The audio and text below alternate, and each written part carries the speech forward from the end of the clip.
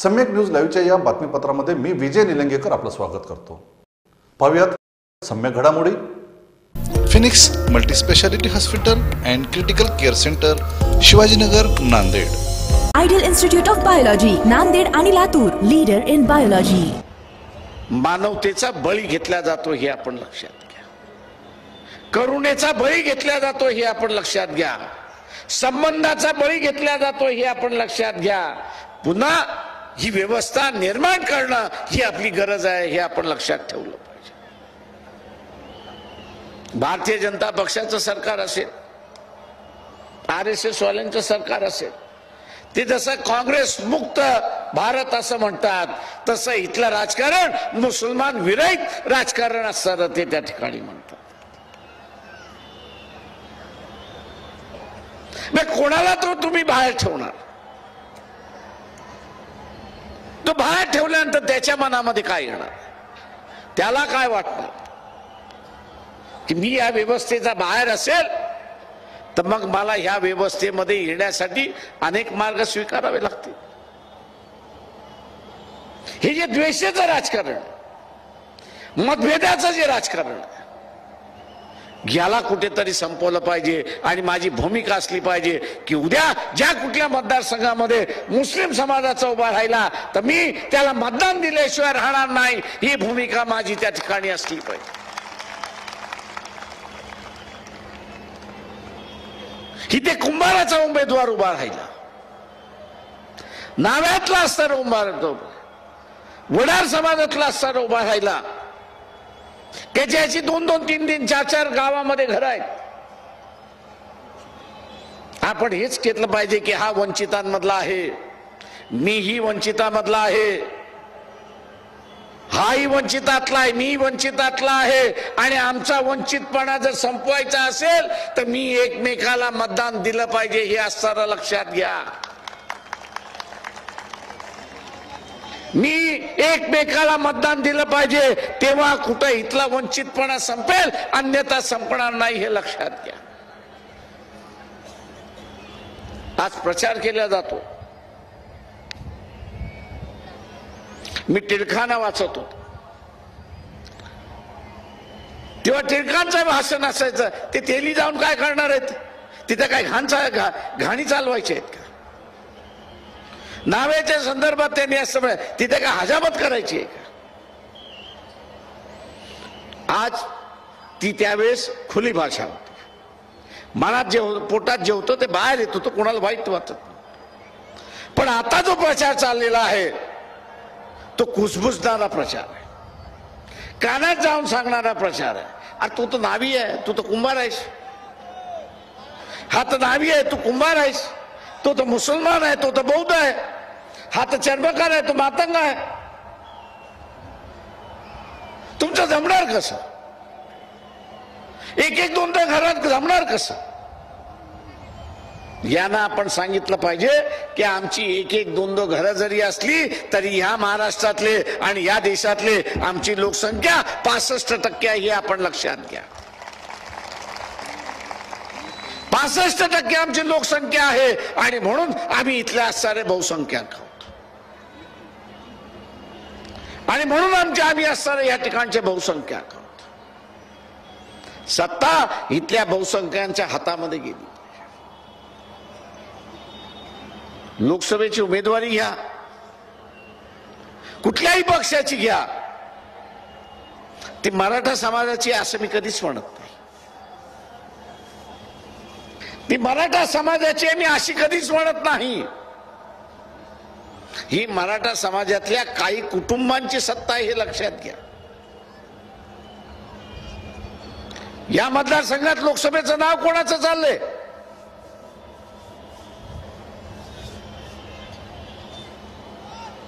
कोणाचं चाललंय? मला नाती गोते सांगण्याची गरज नाही, तुम्हाला माहित आहे। नात्या गोत्यांची सत्ता एक खुणगाट बांधा की नात्या गोत्याची सत्ता आम्ही गाडल्याशिवाय राहणार नाही, ही भूमिका आपली असली पाहिजे। ही लोकशाही आहे. लोकशाहीमध्ये कुटुंबशाही चालणार नाही. लोकशाहीमध्ये कुटुंबशाही चालणार नाही. लोकशाहीमध्ये लोकशाही चालेल. कर्तबगार माणूस उद्या निवडून गेला पाहिजे, एवढीच भूमिका आपली असली पाहिजे.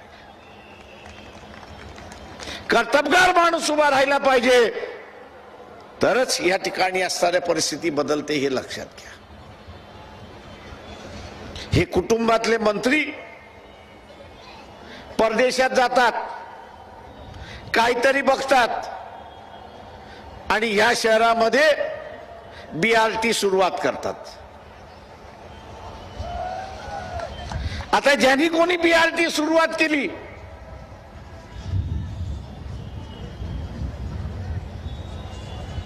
विद्वान नगरसेवकाने, विद्वान महानगरपालिकेच्या अधिकाऱ्याने आणि विद्वान आमदार खासदाराने रस्त्याच्या मधोमध BRT सुरुवात केली आणि फुटपाथ दोन्ही बाजूने.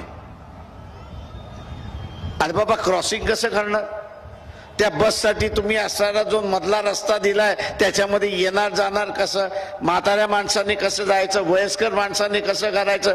डोकं नाही. कुठेतरी बघायला गेले, विदेशामध्ये बघायला गेले, कॉपी केली आणि इथे उतरवलं. BRT इथली टोटल फेल्युअर आहे, एवढं लक्षात घ्या.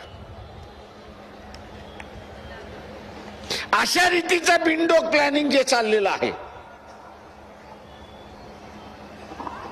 अशा रीतीचं जे बिनडोक प्लॅनिंग चाललेलं आहे, त्यांनी आपल्याला मातीत घेतले जाते.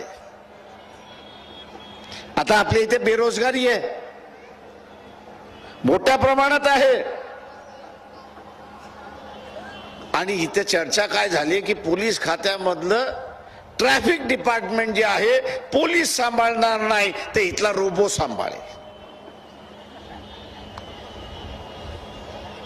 अरे परदेशामध्ये माणसं कमी आहेत म्हणून त्याला रोबो लागतो. परदेशामध्ये माणसं कमी आहेत म्हणून त्याला रोबो लागतो. इथे माणसं जास्ती आहेत, पोलीस अधिक लावलं तर बेरोजगारी कमी होईल. पण परदेशातून रोबो आणायचं म्हटलं तर कमिशन आलं. परदेशातून रोबो आणायचं झालं तर कमिशन आलं. इथल्या बेरोजगाराचं जे व्हायचं ते होईल. इलेक्शन मध्ये अमाप दारू वाटले जाते.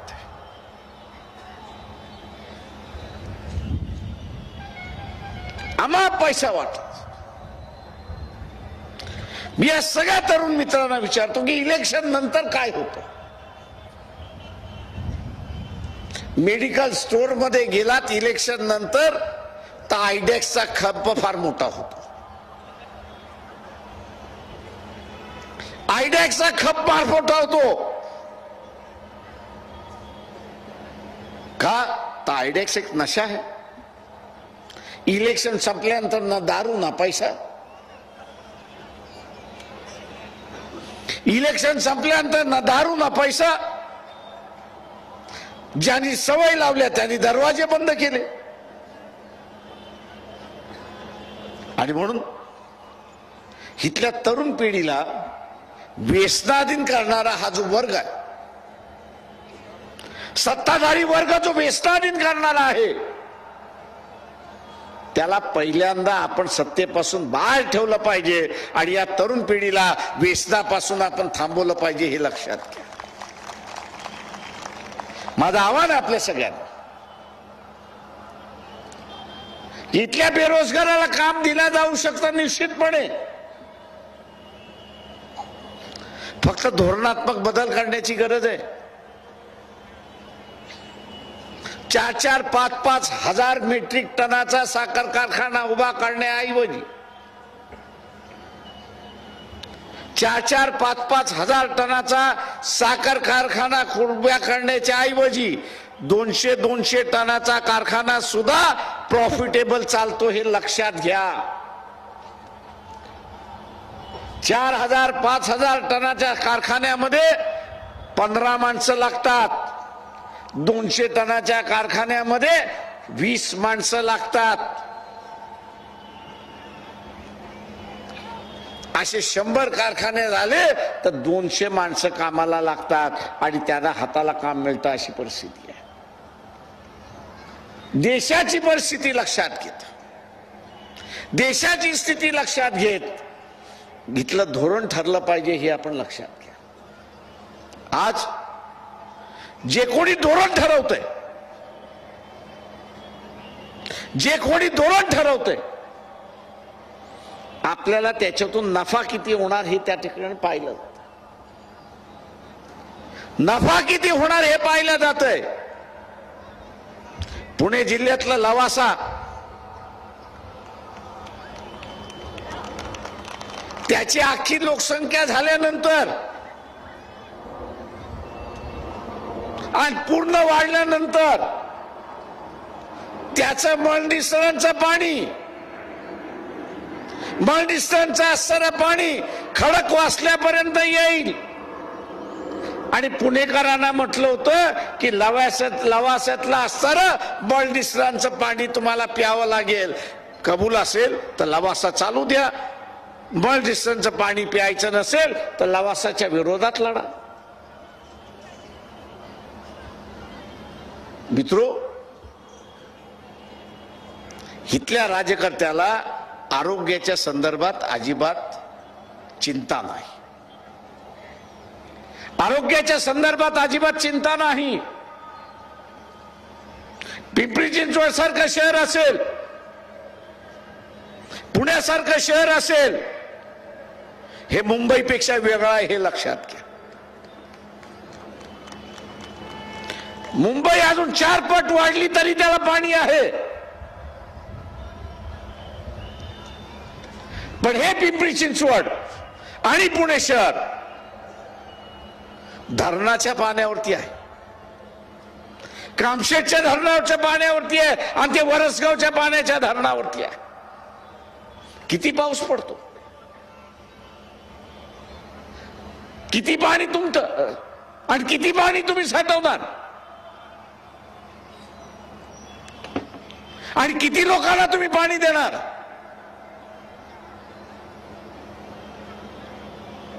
कुठल्याही पद्धतीचा विचार न करता शहर वाढवल्या जात आहेत अशी परिस्थिती आहे.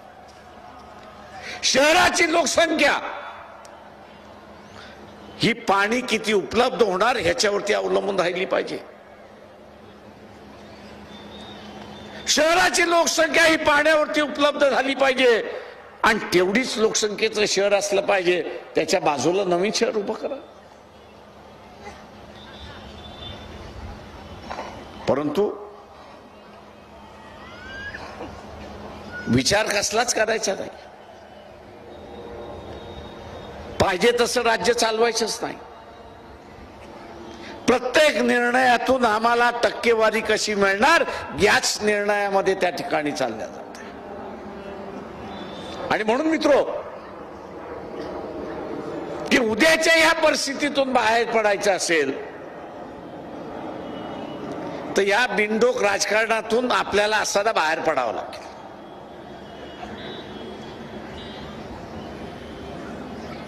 बाबासाहेबांकडे नेहरूंनी एकदा फाईल पाठवली. एक रिटायर्ड होणारा कर्मचारी होता. नेहरूंची इच्छा होती की त्याला असणारं एक्सटेन्शन देण्यात यावं, त्याला असणारं सर्व्हिसमध्ये ठेवण्यात यावं. बाबासाहेबांना वाटलं की नेहरूंनी पाठवलेला आहे तर हा हुशार असेल, म्हणून त्याला बोलवलं, त्याच्याशी बसले आणि त्याला बसल्यानंतर पाठवून दिला. बाबासाहेबांनी फाईलवरती लिहिलं, इंग्रजीमध्ये लिहिलं की he has reach this plateau. सही केली आणि पाठवून दिलं.